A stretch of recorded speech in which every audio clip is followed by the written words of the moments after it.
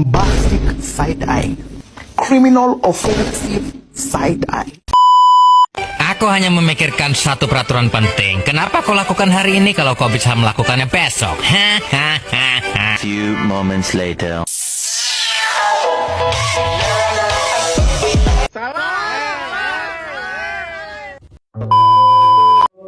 Hai teman-teman, perkenalkan nama saya Ica Putri Alivia. Kata pepatah, rajin pangkal pandai loh. Jadi mari kita mulai dengan rajin nonton video ini sampai akhir. Nggak boleh ada yang di skip ya.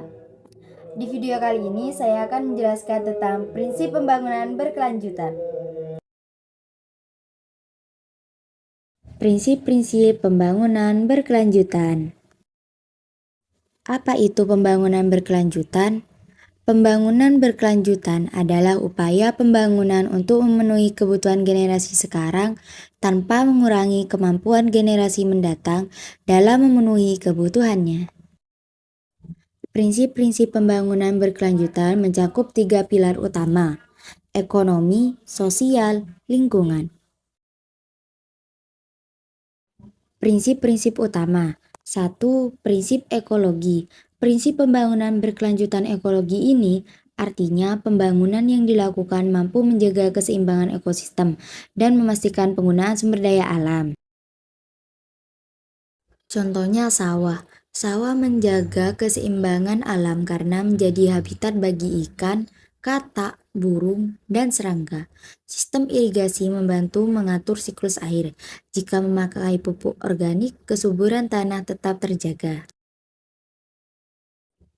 2. Prinsip ekonomi. Prinsip pembangunan berkelanjutan ekonomi ini artinya mampu mendorong pertumbuhan ekonomi yang inklusif tanpa merusak lingkungan. Selain itu, pembangunan tersebut juga harus mampu mendistribusikan kekayaan sumber daya secara adil.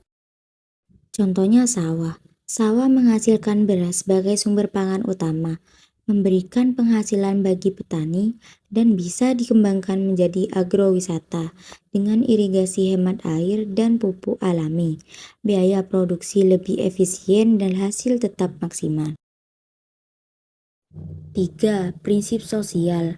Prinsip pembangunan berkelanjutan sosial ini artinya pembangunan mampu menjamin kesejahteraan sosial dengan memperhatikan hak asasi manusia, kesetaraan, dan keadilan bagi seluruh masyarakat. Contohnya sama, sawah. Sawah menjadi ruang kerja sama sosial, misalnya gotong royong atau perbaikan irigasi, membantu ketahanan pangan masyarakat sehingga semua orang bisa memperoleh makanan pokok dengan harga terjangkau. 4. Prinsip efisiensi dan efektivitas.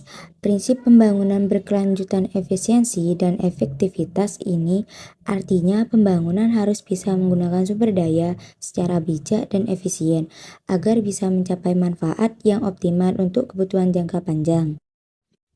Contohnya sawah. Yang efisiensi. Hemat sumber daya, hasil tetap maksimal. Petani menggunakan sistem irigasi hemat air, misalnya irigasi berselang agar air tidak terbuang. Memakai pupuk organik dari jerami sisa panen, sehingga tidak perlu membeli pupuk kimia mahal. Efektivitas, tepat sasaran sesuai tujuan. Program subsidi pupuk dan benih tepat diberikan kepada petani kecil agar hasil panen meningkat. Sawah dimanfaatkan sesuai fungsinya sebagai lahan pangan. Jadi, sawah menunjukkan bahwa efisiensi tercapai saat sumber daya alam digunakan sehemat mungkin, sementara efektivitas tercapai saat pengelolaan sawah benar-benar meningkatkan produksi dan kesejahteraan petani. 5. Prinsip partisipasi masyarakat. Prinsip pembangunan partisipasi masyarakat ini artinya pembangunan harus melibatkan semua pihak, termasuk pemerintah, sektor swasta, dan masyarakat.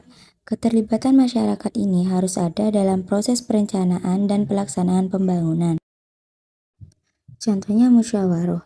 Musyawarah desa adalah salah satu contoh nyata penerapan prinsip partisipasi masyarakat dalam pembangunan berkelanjutan. Dalam musyawarah desa, Warga dilibatkan secara langsung untuk merencanakan, memutuskan, dan mengawasi pembangunan di desa. 6. Prinsip berwawasan jangka panjang. Prinsip pembangunan yang berwawasan jangka panjang ini artinya pembangunan harus dilaksanakan dari pengambilan keputusan yang mempertimbangkan dampak jangka panjang terhadap lingkungan ekonomi dan kesejahteraan sosial. Contohnya reboisasi.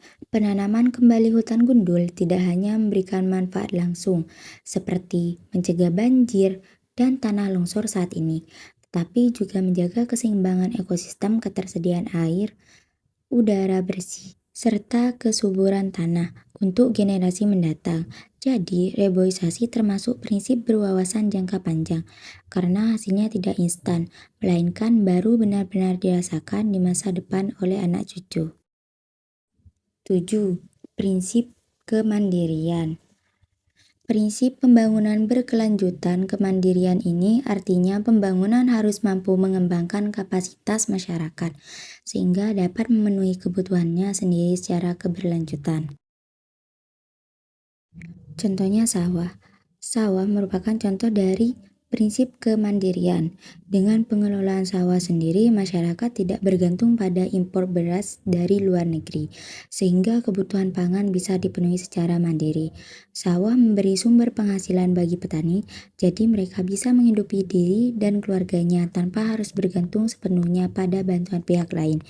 Kemandirian pangan dari sawah juga mendukung ketahanan nasional karena beras sebagai makanan pokok. Mengapa kita perlu menerapkan prinsip pembangunan berkelanjutan? Karena penerapan pembangunan berkelanjutan memang perlu diterapkan dalam sebuah proses pembangunan suatu wilayah. Beberapa alasan utama: melindungi lingkungan hidup, deforestasi, dan penggunaan bahan bakar fosil. Pembangunan berkelanjutan akan memicu inovasi. Tujuan utama dari pembangunan berkelanjutan: menciptakan masyarakat yang adil dan sejahtera, menjaga kelestarian alam, menjamin kehidupan yang layak bagi generasi mendatang. Kesimpulan dari pembahasan: keadilan sosial, keterpaduan, konservasi alam, keberagaman budaya. Baik teman-teman, itu tadi penjelasan dari saya. Ingat kata pepatah, ilmu itu ibarat padi, semakin berisi semakin merunduk. Jadi mari kita terus rendah hati dan mau belajar. Sampai berjumpa lagi.